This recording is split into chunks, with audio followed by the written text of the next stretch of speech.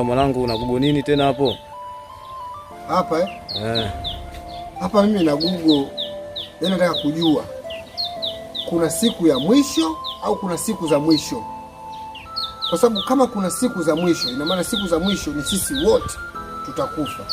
Ila kama siku ya mwisho ni ile siku ya mwisho kwangu mimi tu, kwako wewe tu, ni siku hii moja.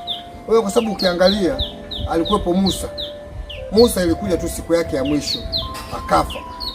Ile ni siku yake ya mwisho. Yesu ilikuwa ni siku yake ya mwisho akafa. Mtume naye vile vile ilikuwa ni siku yake ya mwisho akafa. Sasa hao mitume zitumona tu siku zao za mwisho. Haya, sasa hivi sisi tunasema kwamba kuna siku ya mwisho tutakufa wote, parapanda likilia. Kaka, hamna siku za mwisho. Kuna siku ya mwisho kwako wewe. Yaani tenda kwa ajili yako, usisije kwamba sijui nitakwenda na nani. Hamna siku za mwisho, kuna siku ya mwisho. Ndo mwambia mama. Wewe mwanangu unawaza nini hapo?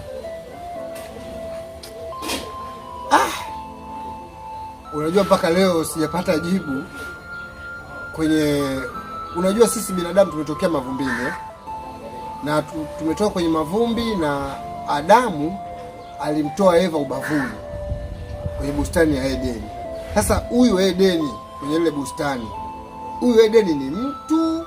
Kwa sababu mimi na mashaka, yaani na wasiwasi kwamba ile bustani ilikuwa anaishi Edeni, au Edeni ni nini? Hiyo ndio swali ninaloulizwa. Sasa sijajua ni waulize wa Kristo au Waislamu. Ila hata wewe mwanangu unaweza ukanijibu hapo. Unajua kuna kitu nakiwaza, yaani ili swala miaka kibao majibu sijapata, kati ya yai na kuku. Yaani kipi kilichoanza? Ilianza kuku au ulianza yai? Sasa kama lilianza yai,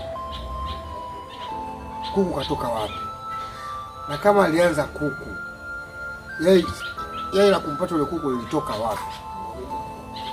Hebu tushie comment yako hapo. Ndo mwambia mama.